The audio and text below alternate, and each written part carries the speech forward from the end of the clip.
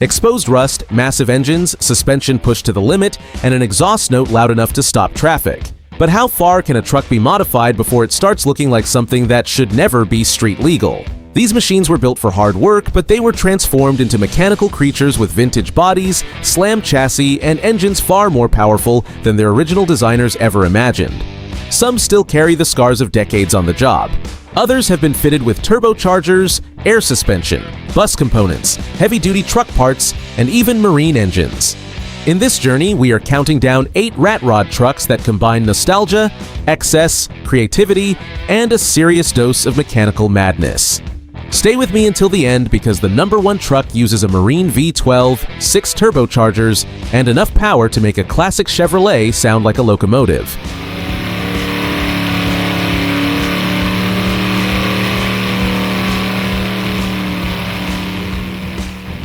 GMC 7800.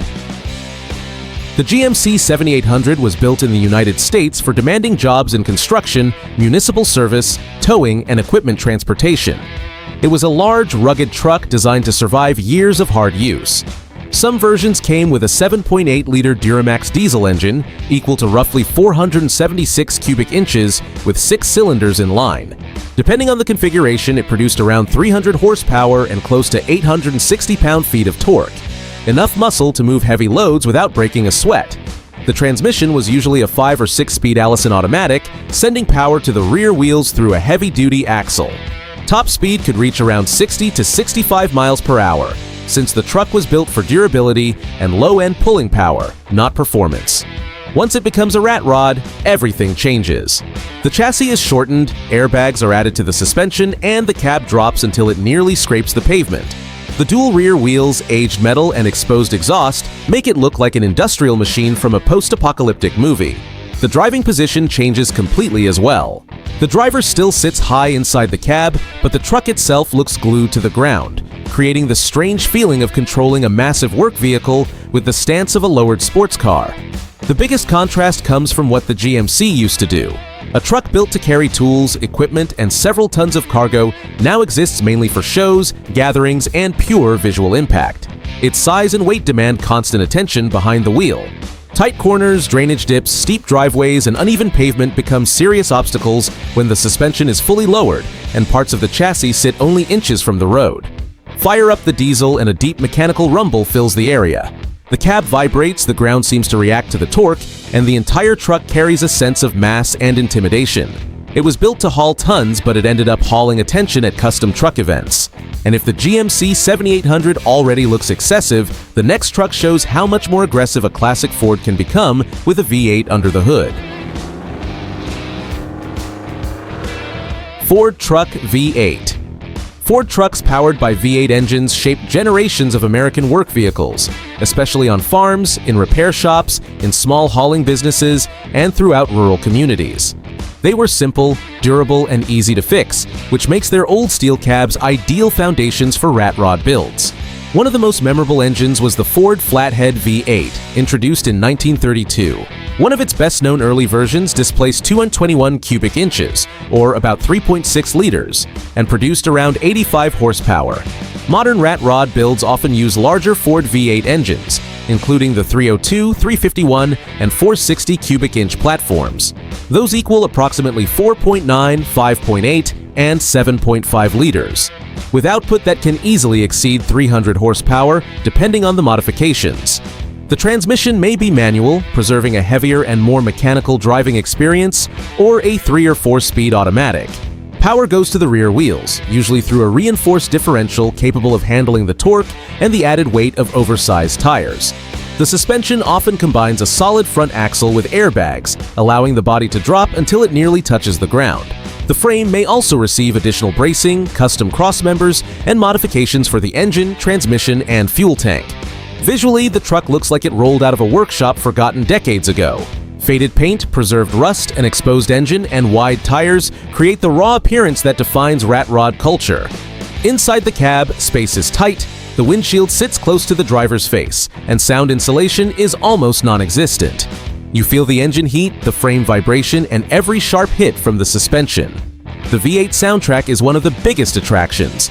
At idle, it pulses with a deep, uneven rhythm. especially when the exhaust is short and uses little or no muffling. It brings back the era of carburetors, neighborhood garages, and engines that could be understood simply by opening the hood. Today, these trucks are more likely to appear at classic car gatherings, custom shows, and rat rod events than on a farm.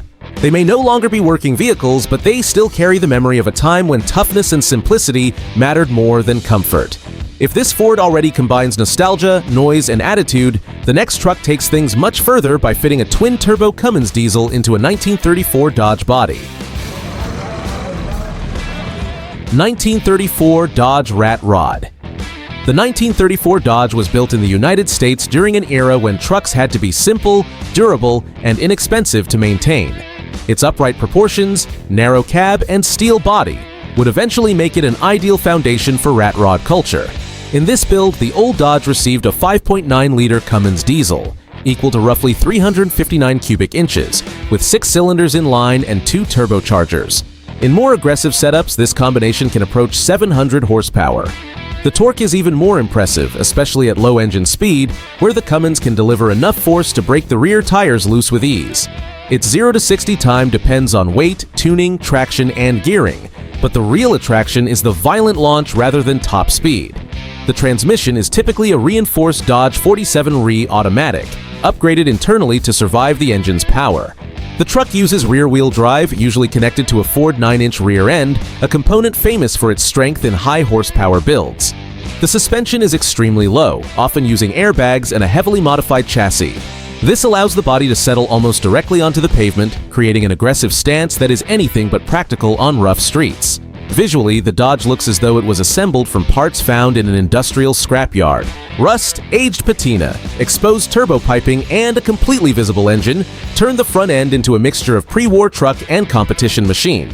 When the engine starts, the sound is deep, metallic, and heavy. The 2 turbochargers begin to whistle while the diesel pulses at low RPM, creating a soundtrack that barely resembles a truck from the 1930s. Builds like this appear at custom truck gatherings, rat rod events, and informal drag racing exhibitions. It was not built to carry cargo. It exists to show how far mechanical creativity can be pushed. The combination of a 1930s body and a heavily modified diesel makes this Dodge one of the most provocative machines on the list. Enjoying these trucks that seem to challenge every rule of common sense? Leave a like, subscribe to the channel, and turn on notifications so you do not miss the next extreme builds featured here. The next truck keeps the Ford tradition alive, but takes diesel power and industrial presence to an even more threatening level. Ford Rat Rod Diesel. This Ford Rat Rod uses a classic 1940 cab, built during a period when Ford was giving its trucks the same graceful styling found on its passenger cars. The vertical grille, rounded fenders, and teardrop-shaped headlights made this generation a favorite among builders of radical customs. In place of the original gasoline engine, the truck received a 5.9-liter Cummins diesel, equal to roughly 359 cubic inches, with 6 cylinders in line. Depending on the setup, the engine can produce more than 300 horsepower and over 580 pound-feet of torque.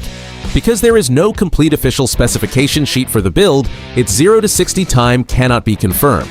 Top speed also depends on the rear axle ratio and tire size, but the real focus is low-end pulling power and the effortless way the diesel moves the body. A 5-speed Allison automatic helps deliver the torque smoothly. The truck uses rear-wheel drive, a reinforced rear axle, and dual rear wheels, a setup that improves stability while giving the back of the truck a much wider and more intimidating appearance. The chassis was either built from scratch or extensively modified to support an engine far heavier than the original powertrain. The lowered suspension brings the cab close to the ground, while the large rear wheels strengthen the industrial look. The visual contrast is striking. The Art Deco cab looks almost delicate next to the exposed Cummins, raw mechanical components, and visible frame. It is like seeing a pre-war pickup powered by the heart of a modern farm machine. From the driver's seat, the experience is loud and direct. You feel the diesel vibration, hear the turbo whistle, and sit inside a small, hot cab with almost none of the insulation found in a modern truck. A build with this combination appeared at the 2022 Redneck Rumble in Tennessee, an event known for hot rods, rat rods, and vehicles built with unconventional ideas. At a show like that, carefully preserved rust can attract as much admiration as flawless paint. If this Ford already feels like a forbidden mixture of vintage elegance and diesel muscle, the next truck raises the stakes with a Marine V12 fed by 4 turbochargers.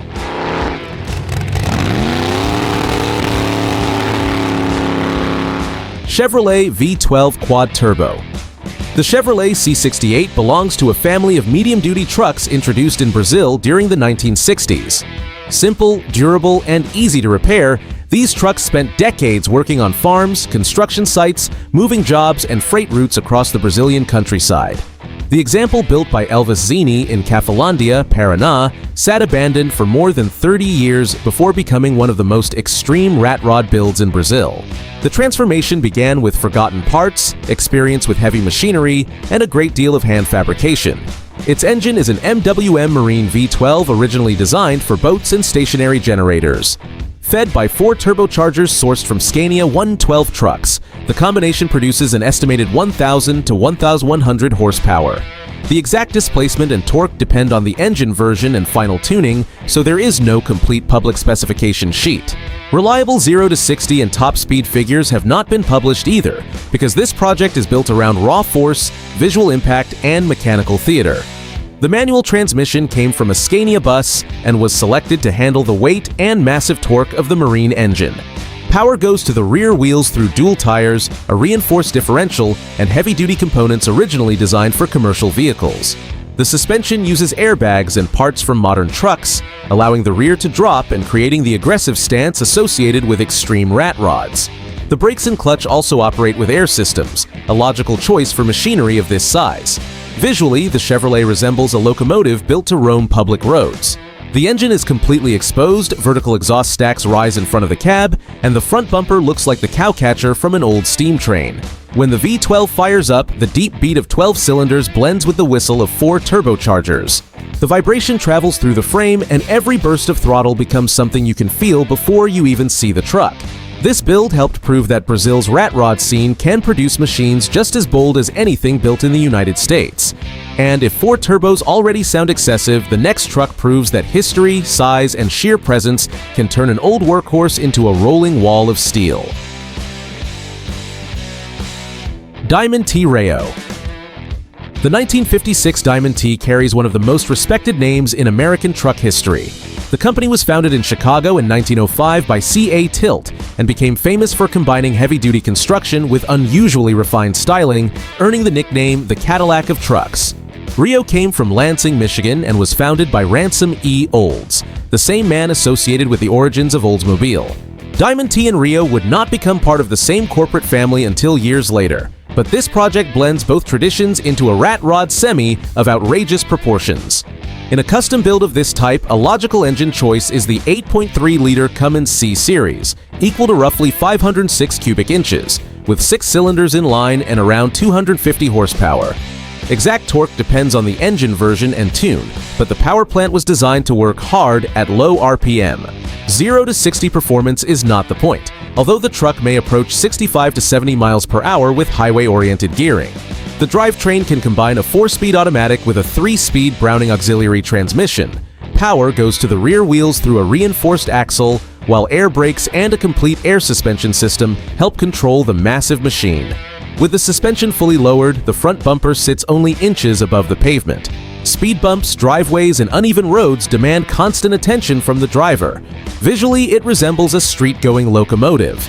The rounded cab, preserved patina, exposed metal, and enormous proportions create a presence that does not need speed to attract attention. C.A. Tilt died in 1956 as the company entered a period of major corporate change. That makes this truck a symbol of one of Diamond T's final chapters before the brand began losing its original identity. As a rat rod, it stopped being a simple transportation tool and became a living piece of American trucking history. But the next build takes one of the most famous highway trucks ever made and lowers it until it looks almost too big to be allowed on the road. Peterbilt 359 Overkill. The Peterbilt 359 was produced in the United States from 1967 through 1987 and became one of the most admired trucks in American highway culture. Its long hood, traditional cab, and durable mechanical components made it a symbol of the independent owner-operator. The truck used for the Overkill project is a 1984 model from the final years of the 359 generation. Jim Muncie of Ohio transformed it in only a few months, preserving the truck's identity while pushing its proportions to an almost ridiculous level. Power comes from a Cummins 855, named for its 855 cubic inches of displacement, or roughly 14 liters. It is a diesel engine with 6 cylinders in line that can produce more than 400 horsepower depending on the setup, along with enough low-end torque to pull extremely heavy loads. The transmission follows classic highway truck tradition with a 13-speed Eaton Fuller manual. Its long gearing favors highway operation, while rear-wheel drive sends the power through a heavy-duty tandem axle setup. The frame was cut, welded, and reconfigured to bring the truck extremely close to the ground. Air suspension allows the body to drop until it nearly touches the pavement, creating a stance that seems completely incompatible with a vehicle this large. Visually, Overkill lives up to its name. The long hood, raw metal, polished details, and radical ride height make the Peterbilt look like a highway machine built to intimidate rather than haul freight. Start the Cummins and the sound is deep, slow, and heavy. Every gear change demands coordination, and the driver feels the length of the hood, the mass of the chassis, and the vibration of a truck designed with no concern for subtlety. The 359 was built to cross thousands of miles while pulling a trailer, but this example retired from work to become an attraction at shows and custom truck events. An icon of durability was turned into a rolling mechanical sculpture. If Overkill already seems too big, too low, and too extreme for the highway, the #1 truck destroys every remaining limit with a classic Chevrolet body, a Marine V12, and 6 turbochargers. Chevrolet V12 6 Turbo. The #1 truck is the most extreme evolution of the Chevrolet C68, built by Elvis Zini in Cafellandia, Paraná. The truck began life as a hard-working commercial vehicle, spent decades abandoned, and was eventually transformed into one of the wildest machines ever built in Brazil. At the heart of the project is an MWM Marine V12, originally developed for boats and stationary generators. In this configuration, it runs 6 turbochargers and produces close to 1,500 horsepower. The exact displacement and torque depend on the engine version and final tuning. Reliable 0 to 60 and top speed figures have not been published, but those numbers are almost beside the point. This build is about raw muscle, boost pressure, and overwhelming mechanical presence. The manual transmission came from a Scania bus and was selected to survive the engine's weight and enormous torque output. Power goes to the rear through dual wheels, a reinforced axle, and components designed for heavy commercial use. Airbags allow the body to drop into the extreme stance expected from a full-scale rat rod. The brakes and clutch also use air-powered systems, an appropriate solution for a machine this large. Visually, it looks like a locomotive built for the end of the world. The engine is completely exposed, vertical exhaust stacks rise in front of the cab, and 6 turbochargers turn the front of the truck into a mechanical power station. When the V12 comes to life, the sound of 12 cylinders blends with the whistle of the turbos. The entire truck vibrates, the ground seems to react, and every burst of throttle feels like a warning that something far too large is about to move. Driving it requires much more than simply pressing the accelerator and shifting gears. Its length, weight, limited visibility, and extremely low suspension turn every maneuver into a carefully planned operation, especially on narrow or uneven streets. The cleaner paintwork did not erase its rat rod character. Instead, it created an even stronger contrast between the finished exterior and the brutality of the exposed marine power plant. This Chevrolet proves that forgotten parts, practical knowledge, and fearless creativity can produce a legend. It is more than a modified truck. It has become a symbol of Brazilian engineering imagination on wheels. In this countdown, we saw vintage work trucks transformed into extreme machines with massive diesel engines, lowered suspension, multiple turbochargers, and builds that seem to challenge all logic. These are more than rat rods. They represent history, creativity, and a passion for machinery in its rawest form. Which truck surprised you the most? Which one would you want to see running in person? And which build looks truly too extreme for public roads? If you enjoyed the video, leave a like, subscribe to the channel, and turn on notifications. That helps YouTube recommend our content to more people who also love trucks, engines, and unconventional builds. I'll see you in the next video.